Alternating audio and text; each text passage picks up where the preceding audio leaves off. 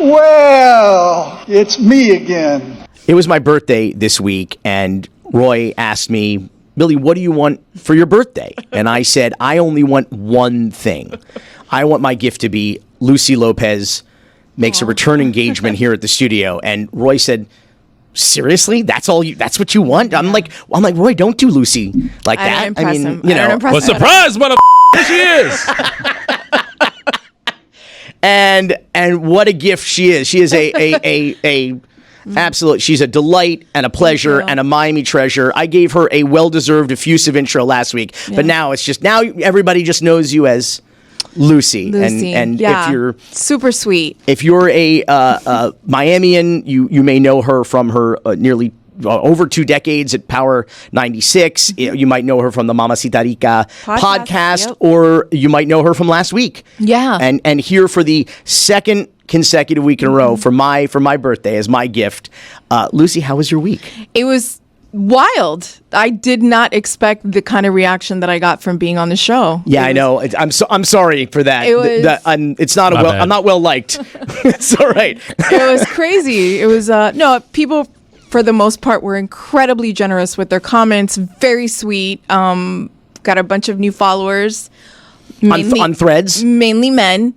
And that's always fun. That was cool. Creepers? Yeah, but I know how to handle creepers. I'm here, aren't I? Well, you were on Power 96 for 20 years, so I imagine you're experiencing that experience. It's already starting to feel a little Jay Leno-ish. You know, it's like, what does that mean? You go explain that to me. You're like the guest co-host, but then you're going to be like the permanent guest co-host, and then I'm going to wake up in the middle of the night, and you're going to be pressing a pillow over my face while I sleep. I've only done that once, and I did my time at TJK for at least 6 months. But I'm happy. I'm happy to be here. It's fun. So speaking of terrestrial radio, for people who don't know what terrestrial radio is, that's when you used to get in your car, turn the car on, and you would hear commercials that would be periodically interrupted by content, and that content might be a morning zoo, it might be talk radio, it might be music, but all of that content is paid for by those commercials. Yes. So here's the thing, since I last saw you, I was on a morning zoo radio show here in South Florida. A very popular one at that. I won't say which one. Can I say how cool he is? You could say how super cool he is. Super sweet. So here's the thing. I made the terrible mistake of telling the truth about a sponsor. Right. Now, to my credit, I didn't know Brightline. I said I wasn't going to say the show. What are you doing? So I said I wasn't. Oh my gosh. So I didn't know Brightline was a sponsor. So, and I was just kind of like doing shtick. I didn't even do substantive arguments about Brightline, of which I have many. But the point is that I didn't know they were a sponsor. The host tried to in a humorous way tell me they were a sponsor. I thought he was being funny, so I kind of played I don't care, and I talked more. But it was dumb. But it was dumb. It was Brightline has killed more people in Florida than Ted Bundy, which is true. Dumb comparing them to a serial killer. But it happens to be true.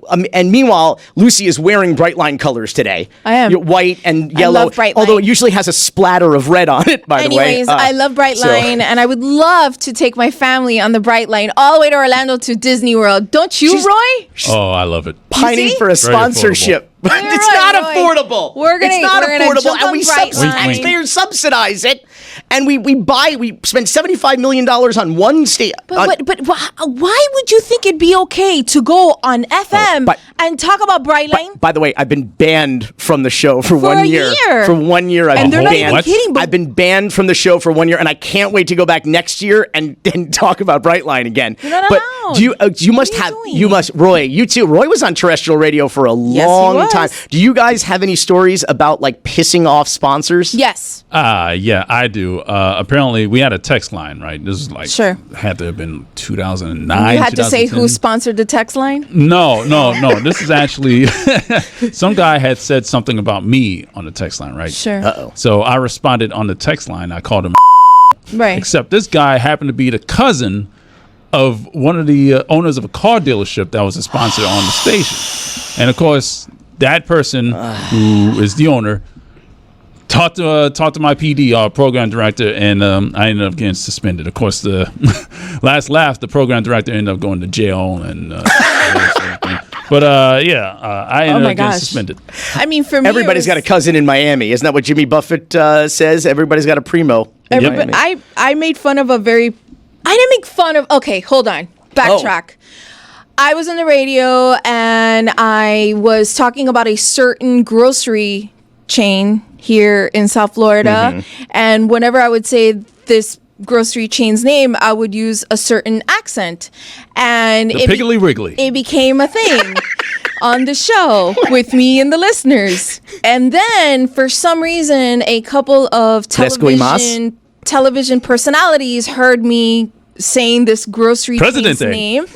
And they too started saying the name of the grocery chain the way that I did. Public Sabor. And then the grocery chain reached out and told me to stop.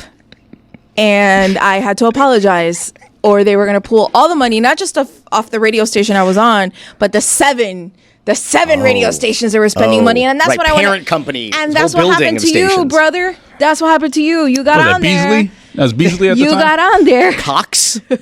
Am I allowed to say that? We will not figure this out for nothing in the world. You will figure this out. But I'm telling you, that's what happened to you. You went on there, you talked ish on Brightline, and now I told the truth. Now I didn't talk. I because told the truth. They threaten. They don't just threaten the show. They threaten everybody. We're gonna pull money off of this one and this one and this one, and everybody gets crazy. And look what you did. Exactly. I didn't do it. I got myself banned from terrestrial radio from probably all the stations in the building. You better hope this gig works out for you. It's not.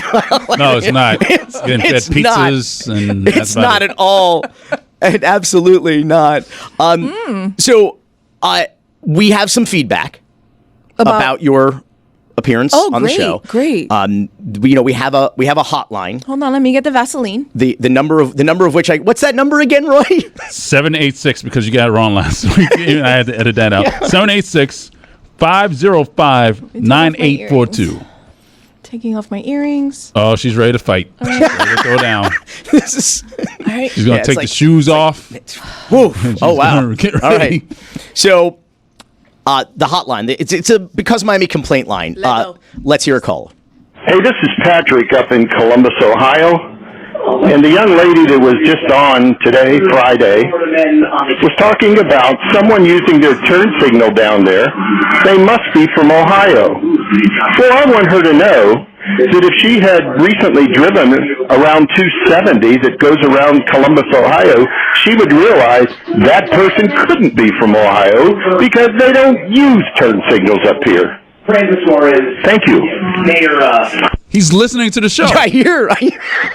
He's literally listening to the show. Number one. Sorry, Ohio.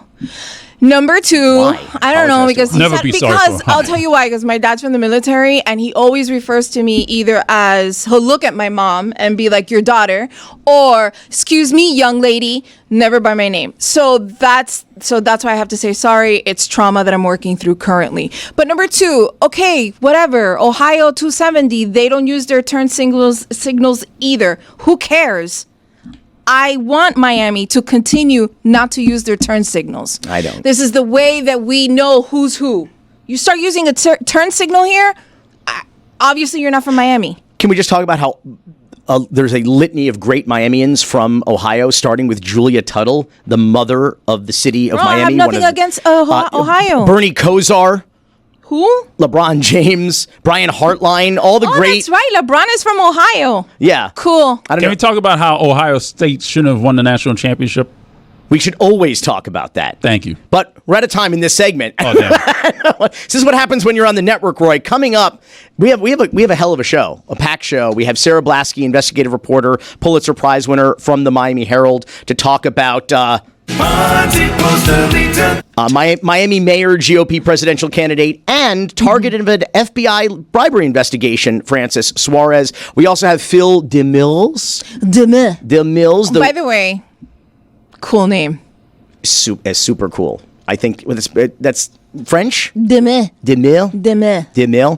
He's on here because he's getting sued by the Miami Seaquarium for flying a drone over cute. Lolita the orca's tank to expose the literal torture this whale has been going through for the last 53 years in captivity. Oui. We also have... Too soon, Roy. Too soon. Too late. Shut up so I can say Too late for Lolita. Not soon enough. Roy. I'm thinking, and love that. we also have Jason Garcia to talk about the free state of Florida here in DeSantistan. We're actually asking Mr. Mayor. Transparency. What? Did you have the meeting? Did you have? I told you that. I already said it. That is several times. Very Did you have any meetings? No, we've said that as well. No by meetings. statement. So why is it on the internal records? Do you know? What Have you internal asked records? before? That was the voice of Miami Mayor Francis Suarez and the voice of Sarah Blasky, an investigative reporter at the Miami Herald, who has been absolutely killing it in recent months, following the money and examining the finances of Miami Mayor Francis Suarez. She is part of a Pulitzer Prize-winning team at the Herald, and her recent reporting has actually led the FBI to launch a bribery investigation into Suarez and his pay-to-play deals with a local developer.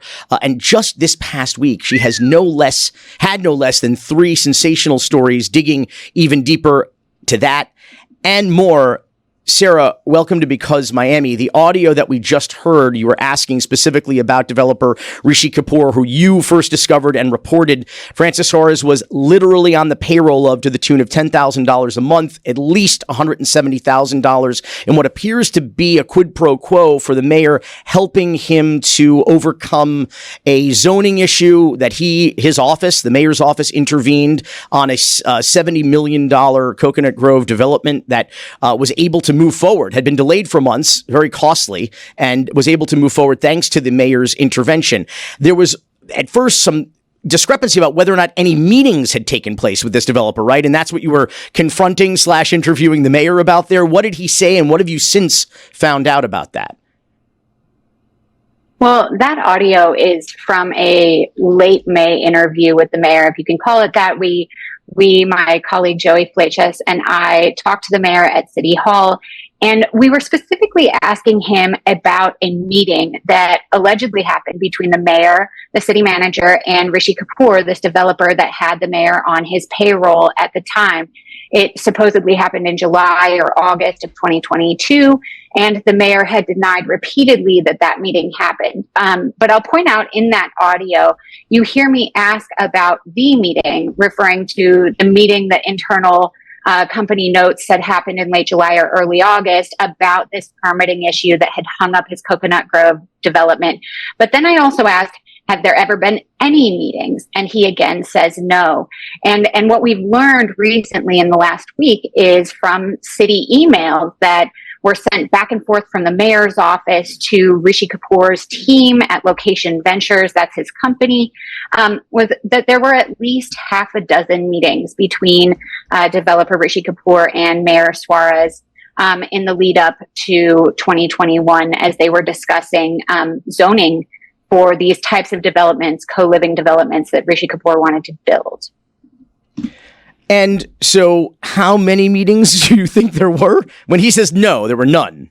Well, the internal records from the city that the Herald got from records requests are pretty clear that there were at least 6. And then the records kind of go dark a little bit. This happens in the middle of 2021. And interestingly, that's when the Herald has verified that payments from Rishi Kapoor began to Francis Suarez. And so it seems like things that were happening sort of through the mayor's office, through these official channels at City Hall, kind of ended around the same time that Francis Suarez was then brought on as a private consultant for Rishi Kapoor. And at that point, that's where the internal company records kind of pick up and start telling the story. And what we know from these records that the Herald has reviewed is that there are indications that Rishi Kapoor, Mayor Suarez, and the city manager met at least once. And then ultimately, this zoning issue, which was a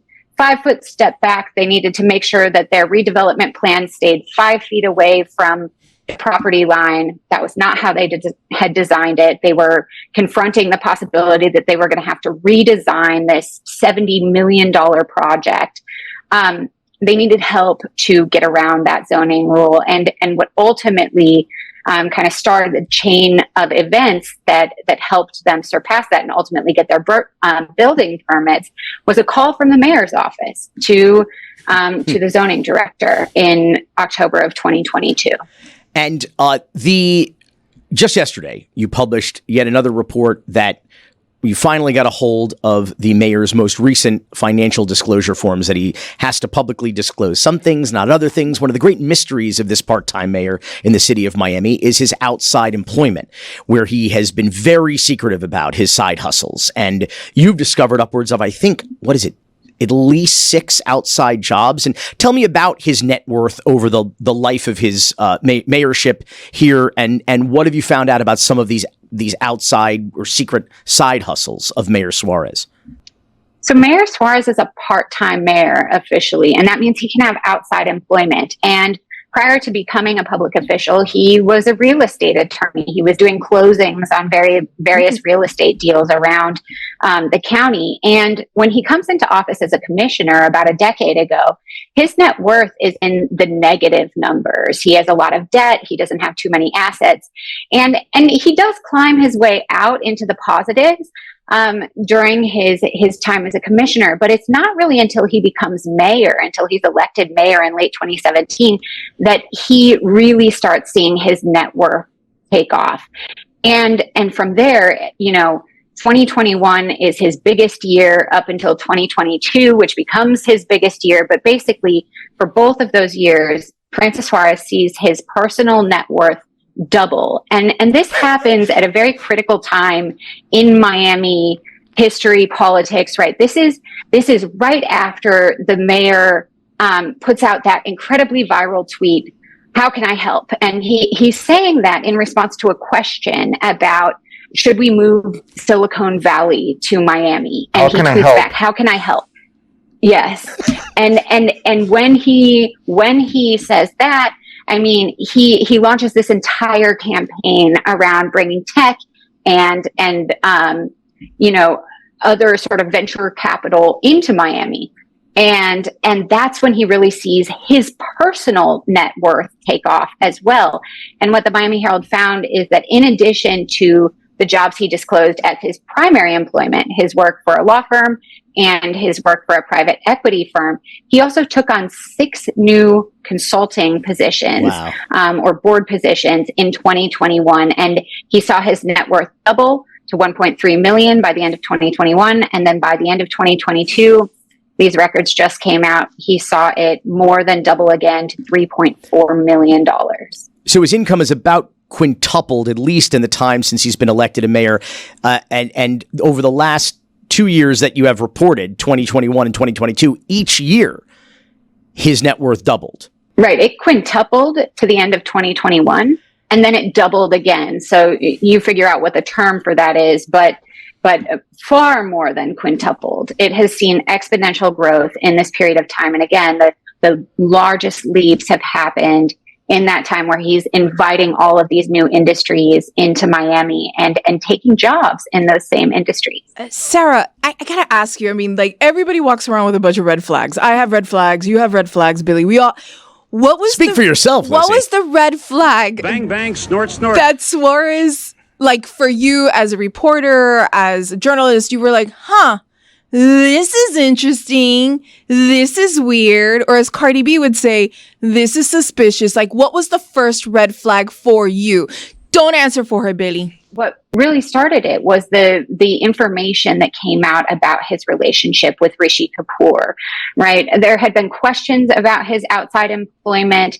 Mayor Suarez has repeatedly refused to disclose his list of private clients or side jobs. The disclosures only require him to disclose sources of income that make up more than 5% of his annual earnings. And so he doesn't have to disclose kind of all of these side consulting gigs, right? Mm-hmm. And so they fly under the radar, including this one with developer Rishi Kapoor. And that, I think, is when the smoke sort of turned to fire, as it were. And now there was an example of what everyone was worried about, that the mayor in his side professions and these side jobs had actually been working for someone that had business in front of the city, that was regulated by various boards of the city, the Planning and Zoning Board, and then ultimately, right, any appeals through that board go to the city commission, where Francis Suarez is mayor.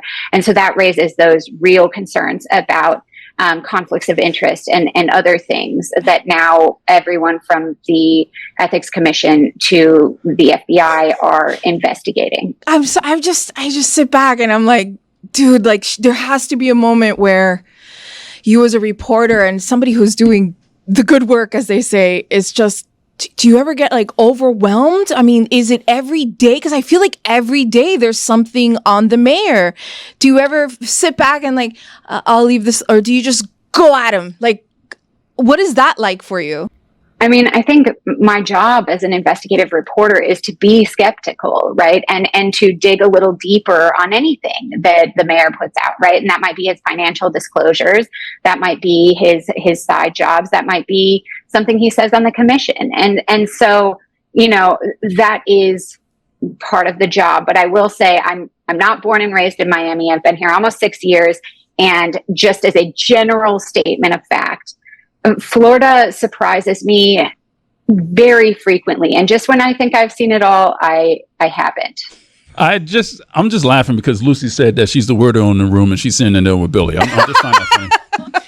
And as I often say, Florida rarely shocks me, but regularly disappoints me. Sarah, on the one hand, you know, Francis Suarez, Mr. Mayor, you're brilliant. You were super smart. Maybe he's making really good investments and he's just an exceptionally good Miami hustler. On the other hand, you found out something very interesting about Emerge Americas, which I think is a fascinating discovery because, first of all, he didn't even disclose his income from Rishi Kapoor on this most recent financial disclosure, but he did disclose something about Emerge, which I'm really fascinated about because to me, not my words, not yours, it looks a bit like a kickback to me. So what we know about Emerge Americas is that you're right. For the first time in 2022, Francis Suarez disclosed his seat on this board as one of his primary sources of income.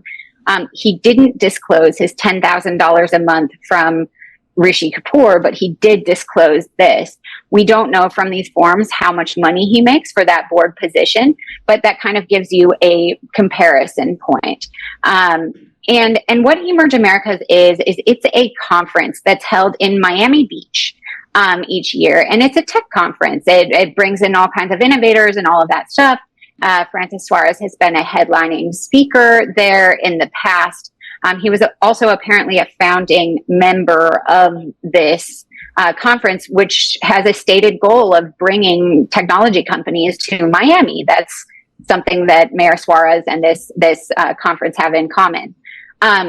And so in 2019 and 2020, the city of Miami, between those 2 years, allocated $150,000 to this conference, which again is in Miami Beach. Yeah, not even in the city of Miami. Yeah. People don't know correct, that. Yeah. Correct. So the city commission of the city of Miami allocated $150,000 for this event that happens outside of the city. And then the following year, Mayor Suarez takes a job on the board, and that's a paid position. And again, it's disclosed now as one of his primary sources of income. So we don't have any more information than that. We don't know exactly why he was hired at that point. We can't say, right? But the money was allocated by the commission. Keep in mind, Mayor Suarez does not have a vote, but he does have a veto, and he also puts forward each year's budget. Right. As the mayor, he is the one that sort of sponsors the budget. And this is an item on that budget.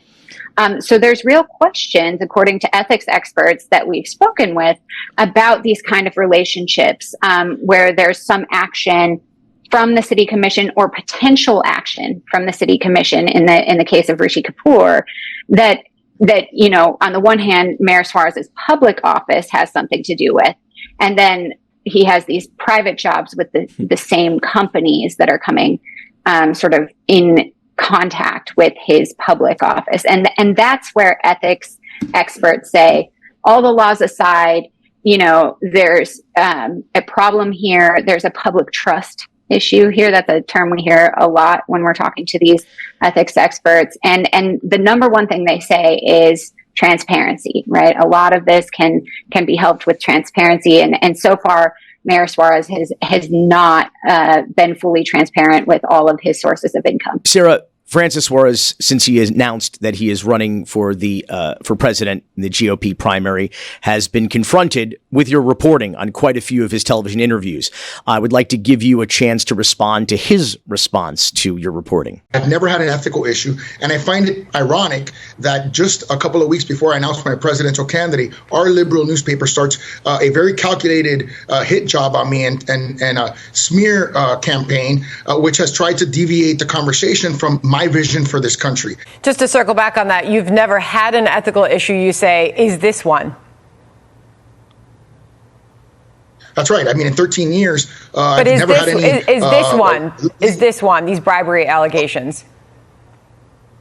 Well, I have no idea. These allegations were made by the Miami Herald, and what I've said is in no circumstance have I ever used my public position for the private gain of anyone. And that's what I've always done, and that's what I will always do in the future. I think the follow-up question was a good one. Is this an ethical issue? But beyond that, it's worth pointing out that it's not the Miami Herald that's raising these questions about bribery. It's the public corruption unit of the FBI. And so, I mean, obviously, the information that the Herald has put forward that, initially was sort of just kind of randomly disclosed in a lawsuit. Hey, there were these payments to Francis Suarez. The Herald picks up this story. Sources come forward, and this whole situation kind of unfolds in the past couple of months. I mean, clearly that information has gotten the attention of authorities. And so it is not just the Miami Herald that have questions about this situation. And I'm sorry, Lucy, can we talk for a second that he also doesn't know the meaning of the word ironic? Financial literacy skills. Can we just talk about, this is like from a person who clearly grew up learning this definition from Alanis Morissette. Like, it's not ironic. He might think it's inconvenient timing or intentional, but like, it's not ironic. That's not what ironic means. That's not the definition of the word. And also, I want to know what the DraftKings odds are that when he took that long pause after he was confronted with that follow-up question, that he was going to go, no hablo inglés. I think 50% chance I would have put money on that he was going to be new phone, who dis? No, like, bro, what was he there gonna... was somebody behind the camera who was doing this. Gorda. Yeah. Sarah Blasky, fantastic work, investigative reporter at the Miami Herald, also the author of an amazing book called The Grifters Club, Trump, Mar-a-Lago, and the Selling of the Presidency. Check out the book. Check her out at MiamiHerald.com. Hey, Eduardo, I'm in your house here. It's an empty house, and it's good to see. We're going to bankrupt you right out of Miami, and we're going to take all your dolphins away soon. See you soon, Eddie.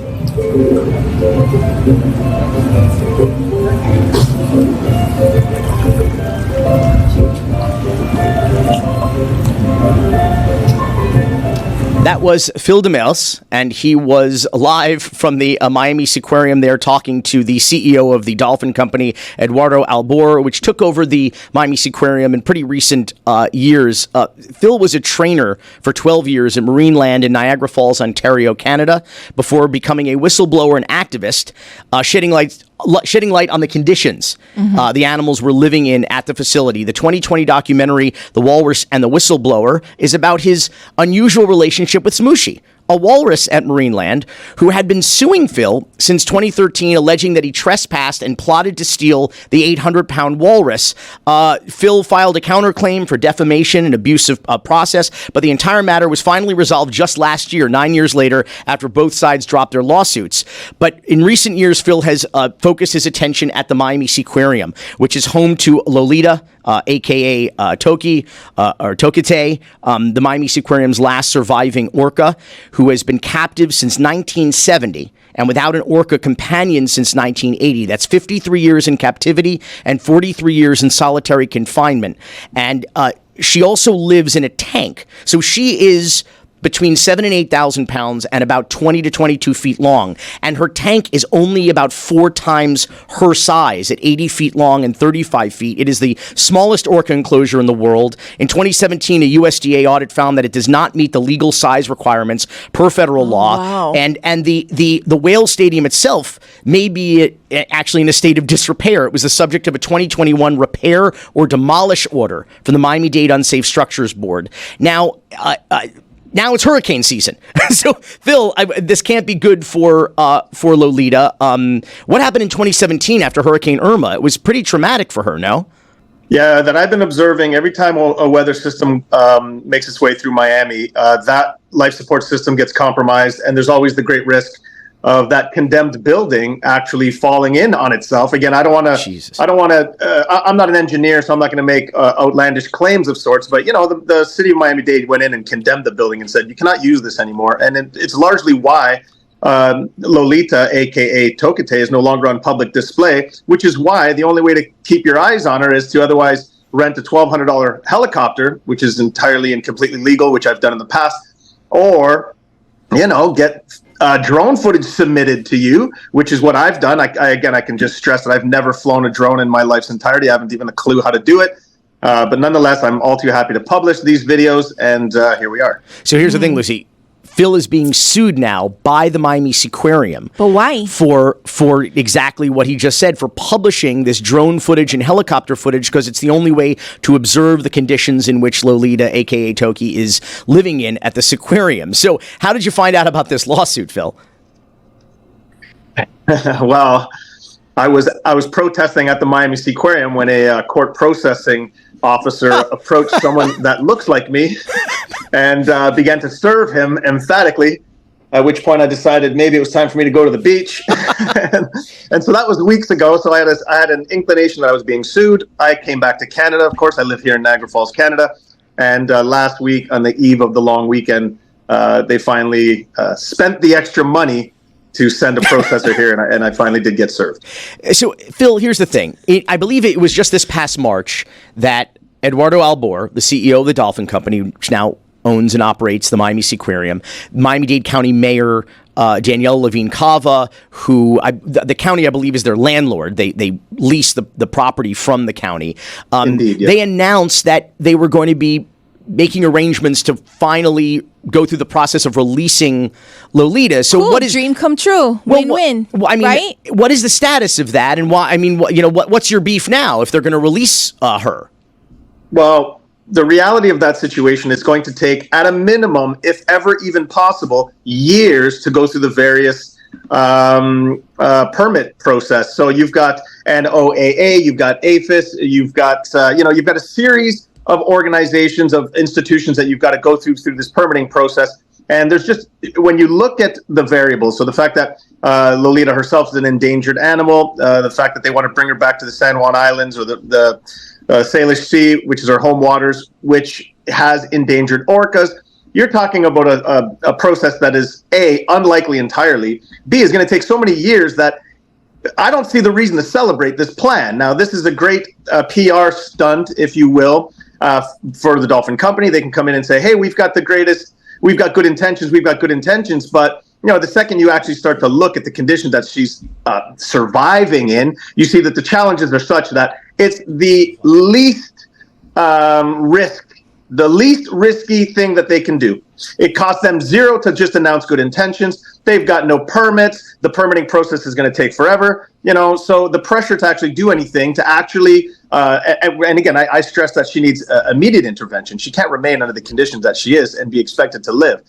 We need to do better. We need to find a better solution. We need to do something now. So, Demit, what you're saying is that there's not a pool gate where we could pop open and Lolita swims out and we could turn it into the next Clevelander? Like her pool area? Like that can't happen? That's not happening? So I like to highlight the problems of facilities. And I like to remind the facilities that they're the ones that are responsible for the resolutions. So no pool gate. And the accountability. So we can all sit here and theorize on what's best and point fingers, et cetera, et cetera. Bottom line is Eduardo Albor, who again bought the Miami Seaquarium with the intention of exploiting Lolita for profit. He didn't buy it on account of the fact that he wanted to be some hero and release her. He had these intentions, and mere days after, the Miami-Dade County came in and condemned the building, and now suddenly he wants to absolve himself of any of the responsibilities that comes to actually taking care of an orca, and he's now hoping that activists and charity groups come in and take care of it. But again, I'm thinking for the sake of the orca first, rather than that of whoever else is looking to make good on a grift. Phil, this has been a highly intelligent mammal that has been in solitary confinement in a very proportionally tiny space. How do you release her back into the wild? Does she know how to hunt? She's been fed fish, in some cases rotten fish. It's been found at this facility, and I mean, I would think that any of us mammals would be illegally insane at this point. It reminds me of releasing Brooks from Shawshank. Or that's me from Power 96. Or you from Power 96. Kind of like how I feel right now. Yeah, like you don't know what to do. I'm a wild, unhinged. I'm like a feral cat right now. Do you know how to feed yourself? I don't know what to do. No, I wake up in the morning. I'm like, what? It's not 3:00 in the morning, and I don't have a morning show. Yeah. So I can't imagine what this whale is going through. Yeah. So Phil, what is this? What is this? Like you said, this probably never-ending process. How does this even begin? So. First off, there's no consideration to actually releasing her to the wild. That's never going to happen. Eduardo Albor even stressed that it would happen only over his dead body. So that's unlikely. And frankly, it's not a wise decision. It would be irresponsible. She needs to remain under human care forevermore. But what we need to look at is, what are her immediate needs? She needs companionship. She needs it.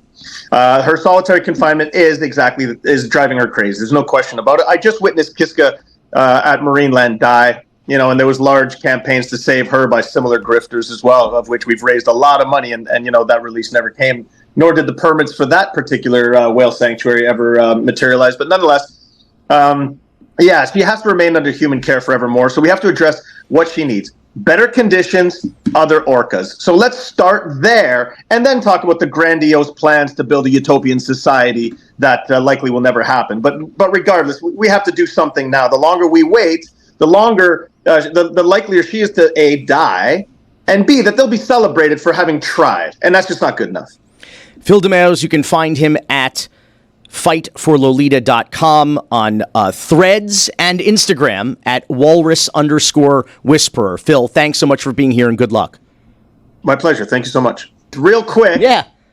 That decade-long lawsuit I had with Marineland, we didn't merely drop the lawsuits. We settled because I forced them to move my walrus to the world's greatest walrus facility. That's what they were forced to ultimately do. That was our resolution. They owed me $250,000. I forewent that and said, move my walruses, and they did. They moved the mother and the baby. They now live together and are happy, healthy, and I'm ecstatic about all of that. It was a big win. The free state of Florida, most free of any land, a proud phallic peninsula, our home DeSantistan. Welcome back to DeSantistan, and fear in Florida men on the campaign trail. I was right in the middle of a reptile zoo, and somebody was giving booze to these goddamn things. Jason Garcia is a longtime Florida investigative reporter. He now publishes Seeking Rents.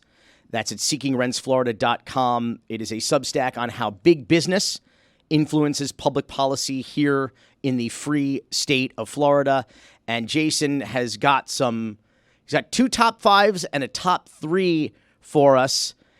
Jason, thank you for surviving this legislative session and doing the great work that you do.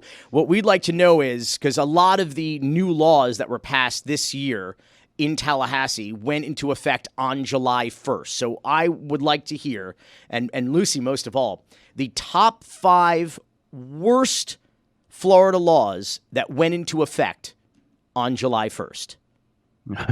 Okay, now I got to tell you, this is the hardest assignment any editor has given me in a long time, whittling this down to 5 worst bills. But here we go. Also, let me throw a quick plug in. It's actually seekingrentsfl.com. I think Seeking Rents Florida had already been snaked by the time I got there. Oh, really? Where's that going to? And now I want to know where it redirects to. I think. Yeah. Let's find out. So we are going to start with number 5.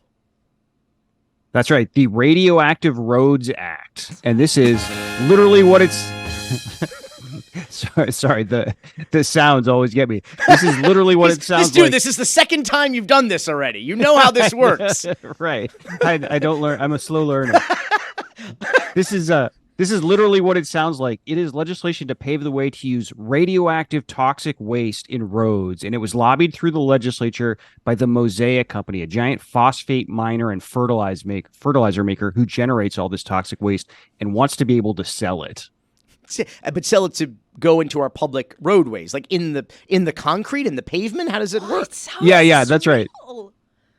Yeah, it would be aggregate material in roads, right? So, the basically the base of material used to build the road, right? And of course, like environmentalists and public health folks are going nuts over this, both like the potential sort of health risks to road construction crews, but also like the potential environmental impacts if suddenly a road literally embedded with toxic waste washes out during like a hurricane or a flood, right? Can we just appreciate for a second, Lucy, that this is number 5. So this is like the lowest one on the list. And now number 4. This is crazy.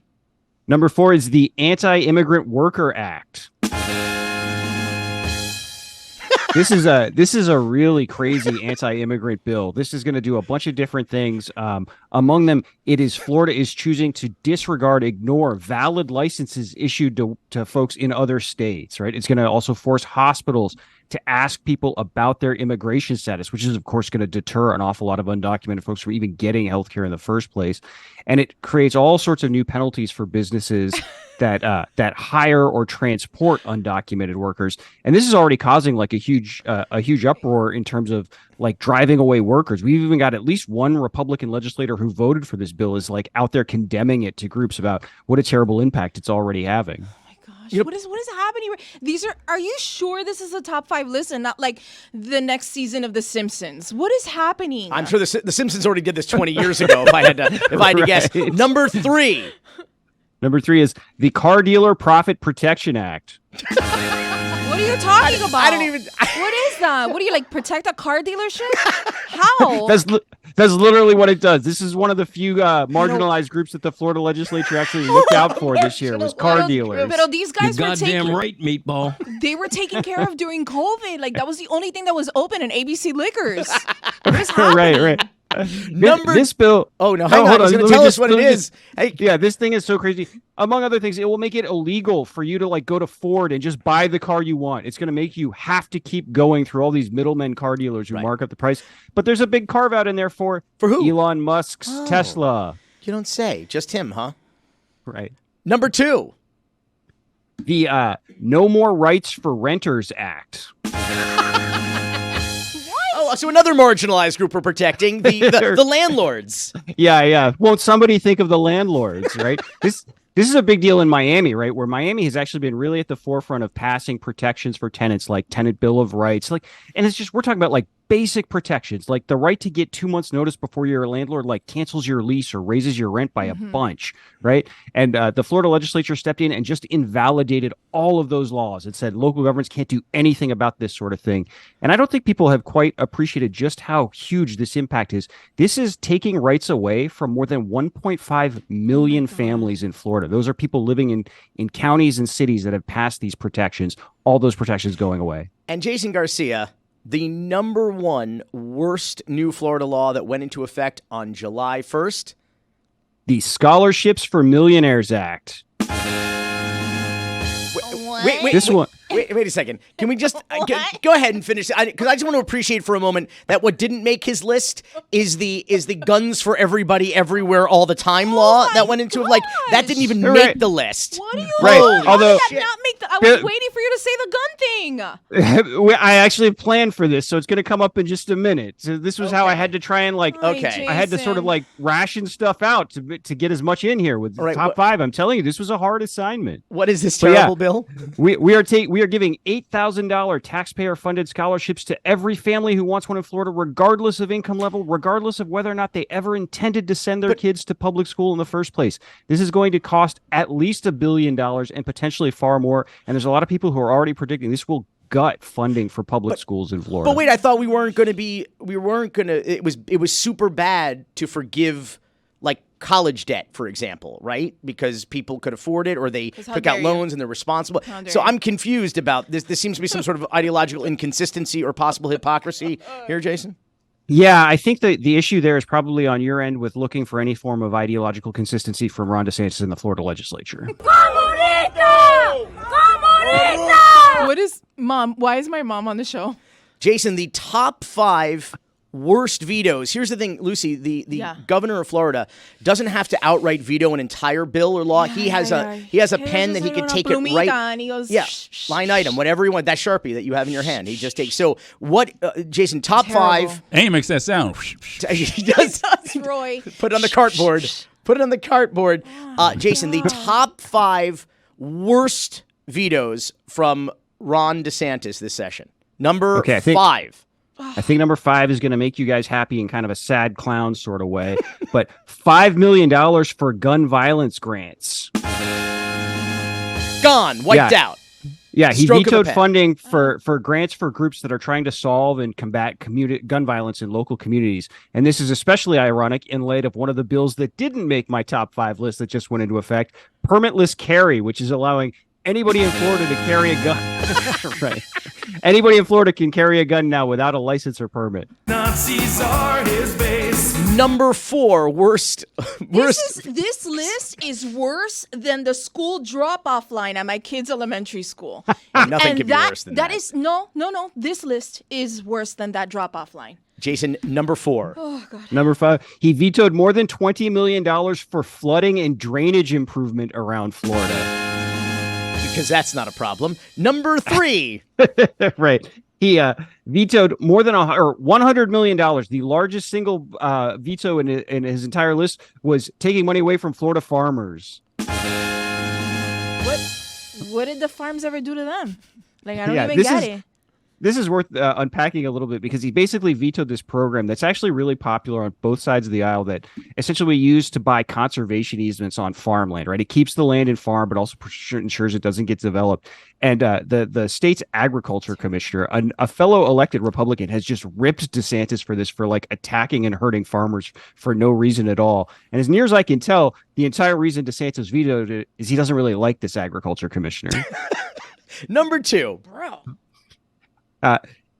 Vetoing criminal justice reform. This was wildly popular on both sides of the aisle, wasn't it? There were 2 bills that passed the Florida legislature by overwhelming margins. One of them passed unanimously. One of them passed with only 2 votes against. DeSantis vetoed them both. One of them would have essentially made it easier for people who are arrested but never convicted of nonviolent crimes to get their record expunged.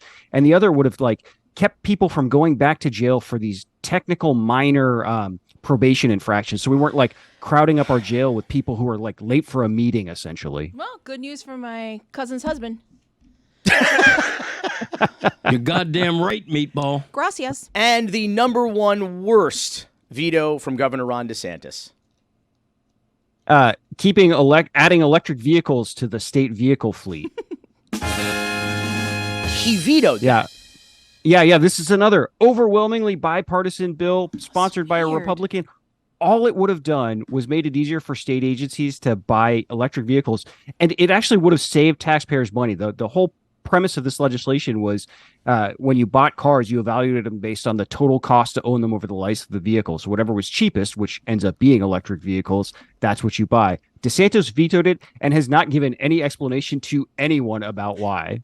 And here's a pretty extraordinary thing about all this, Jason, is that he went ahead and vetoed a bunch of projects and to the tune of millions of dollars each from Republican legislators for, I understand, political revenge because they endorsed Donald Trump for president instead of him. This after the Republican legislature went to Tallahassee and basically did his whole bidding in furtherance of his presidential campaign, right?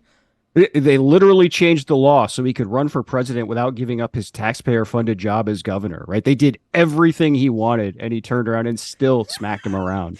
Oh Jason, we are out of time, so next time you join us, we will do a top 5 on the on all of the laws that have already been blocked and found unconstitutional by federal judges, because that invariably happens every single legislative session. But for now, we would like to say thank you to Jason Garcia at SeekingRentsFL.com, and goodbye for now from DeSantistan. The disenfranchised and the woke cry when their books are banned. A Christo-fascist paradise here in Decentistan. At the Lucy Lopez on Instagram and Threads. Threads. Welcome. Bienvenidos. Oh my God. Threads. You sewed that in perfectly. Welcome. Also, Mamacita Rica podcast. Lucy, thank you so much for celebrating my birthday here with me, and I'll see you next week, right? Do you want me here next week? I always want you here. Leslie? Uh-oh. Lock it in. Lock it in. She's booked. CTC. Mom! But why does my mom always show up on the show? Bang, bang, snort, snort. And your dad. That, my dad, too. Cocaine's. Oh, God.